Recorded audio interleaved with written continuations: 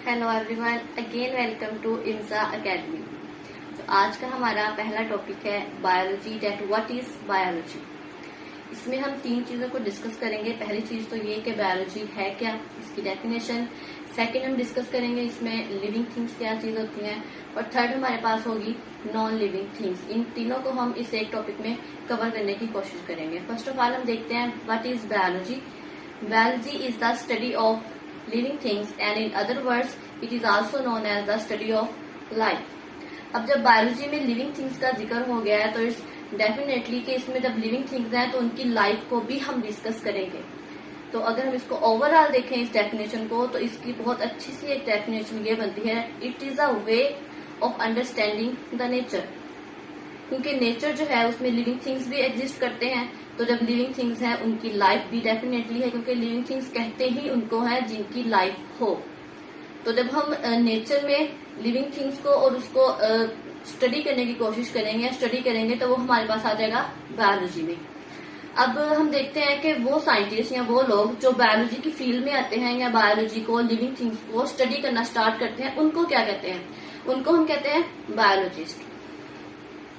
इनका काम क्या होता है कि ये स्ट्राइव करते हैं, मीन के ये कोशिश करते हैं कि जो लिविंग थिंग्स की जो नेचुरल वर्ल्ड है जिसमें वो एग्जिस्ट कर रहे हैं उनमें उनको एक्सप्लेन कर सके, उनको अंडरस्टैंड कर सके, ताकि वो इस बात का अंदाजा लगा सके कि जो लिविंग थिंग है वो नेचर में किस तरह एग्जिस्ट कर रही है, उनके क्या फिजिकल पैरामीटर्स हैं, उनके क्या केमिकल पैरामीटर्स हैं, और वो किस तरह से एक नेचर में एक इकोसिस्टम के अंदर सर्वाइव कर रहे हैं।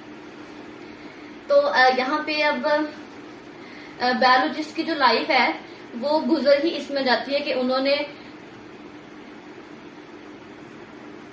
बायोलॉजिस्ट का काम ये होता है कि उन्होंने स्टडी करना होता है ताकि वो लिविंग थिंग्स को नॉन लिविंग थिंग्स से बिल्कुल डिस्टिंग्विश कर सके, उनको सेपरेट कर सके। अब हम डिस्कस करते हैं कि लिविंग थिंग्स क्या है और नॉन लिविंग थिंग्स क्या है। हर वो चीज जो कि हाईली ऑर्गेनाइज होती है, जब वर्ड आ गया हाईली ऑर्गेनाइज, इस मीन कि ये सेल से मिलकर बनी है, जो कि वन सेल पे भी मुश्तमिल हो सकती है and more than one cell पे भी हो सकती है। तो इसमें अब हम देखते हैं कैरेक्टरिस्टिक्स क्या है लिविंग थिंग्स की, जिसकी बेस पे हम इनको लिविंग थिंग्स कंसीडर करते हैं, ना कि नॉन लिविंग थिंग्स। इनमें जो फर्स्ट कैरेक्टरिस्टिक्स है वो ये है कि ये मोर देन वन या वन सेल से मिलकर बनी होती है, ये हाईली ऑर्गेनाइज होती है, ये इसके अंदर मेटाबॉलिक रिएक्शंस होते हैं, इसके अलावा इसके अंदर जेनेटिक मटेरियल होता है, जिसकी वजह से वो नेचर में अपनी कैरेक्टरिस्टिक्स को जो है वो शो ऑफ करवाती है, परफॉर्म करवाती है, जिसकी वजह से, जिसकी बेस पे हम इसको लिविंग थिंग्स कहते हैं। इसके अलावा इसकी जो नेक्स्ट कैरेक्टरिस्टिक्स है वो ये है कि ये इंटरनल जो इन्वायरमेंट है उसको मेंटेन करके रखती है, और जैसे ही एक्सटर्नल इन्वायरमेंट में कोई भी चेंजेस आती हैं तो वो उसको रिस्पॉन्ड करने के काबिल होती है, ये इसमें कैरेक्टरिस्टिक्स पाई जाती है। तो जब कोई भी ऑब्जेक्ट, फॉर एग्जाम्पल हमें नहीं पता कि ये लिविंग है या नॉन लिविंग है, लेकिन जब हम उसको स्टडी करते हैं उसमें ये सारी कैरेक्टरिस्टिक्स पाई जाती हैं, तो उसकी बेस पे हम इस चीज को डिक्लेयर कर देते हैं that this thing is a living thing, not a non living things. तो जब वो एक लिविंग थिंग्स हमने उसको डिक्लेयर कर दिया है, तो अब ये बायोलॉजिस्ट के लिए ये एक ऑब्जेक्ट हो गई है कि वो इसको स्टडी कर सके। अब बायोलॉजिस्ट का काम सिर्फ लिविंग थिंग्स को डिस्कस करना नहीं है, इन्होंने नॉन लिविंग थिंग्स को भी साथ में डिस्कस करना होता है, क्योंकि जो नॉन लिविंग थिंग है वो बहुत हद तक लिविंग थिंग्स के ऊपर अफेक्ट अपना छोड़ती है, और जो लिविंग थिंग्स है उनको भी अपनी नीड्स को मीट करने के लिए नॉन लिविंग थिंग की जरूरत होती है। For example food, air, water, sunlight, shelter, ये सारी वो चीजें हैं जो कि नॉन लिविंग थिंग्स कंसीडर की जाती हैं, और लिविंग थिंग्स को अपने सर्वाइवल के लिए इनकी जरूरत होती है।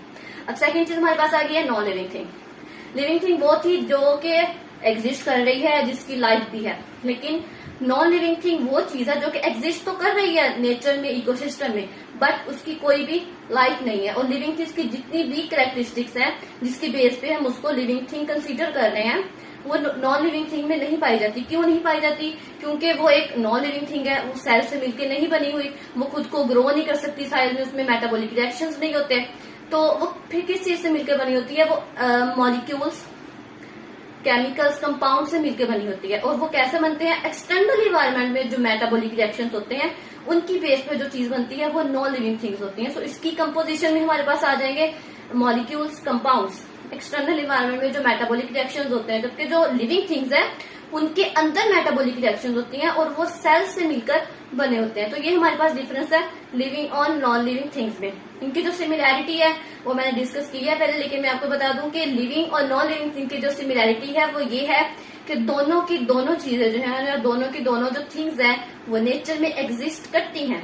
बस फर्क क्या है, लिविंग थिंग के पास लाइफ होती है और नॉन लिविंग थिंग के पास लाइफ नहीं होती। और नॉन लिविंग के पास मेरे पास एग्जाम्पल में आ जाता है रॉक्स। आई होप कि आपको बहुत अच्छे से समझ आ गई हो। अगर आपको वीडियो अच्छी लगी हो तो like my video, subscribe my channel and please press the bell icon. Thank you.